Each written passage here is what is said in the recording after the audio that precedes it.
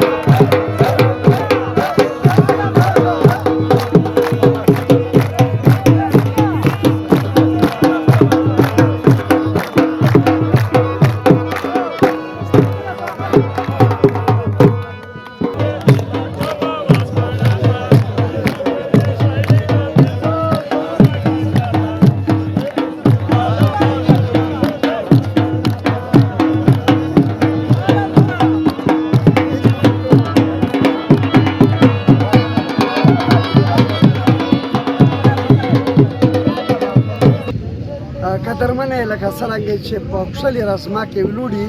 نو دا چې کوم پروګرام راغونډی دا لوغات ورته یایي دی نارت وزیرستان مشهور چې کوم شاعرون والا ورشي میز لوغات ورته یایي که نه نو هغه راغونډی او داسې ورته کرکټ راغونډی او موسم ډېر زیات وشلی دی قدرمنې هغه وزیرستان چې دنیا یې د دهشتګردۍ په نوم پېژني او قدرمنې که تاسو وکړئ د مختلف رنګونه او د دغه ښکلی موسم ظفر وزیر شال نیوز شمالي وزیرستان رزمک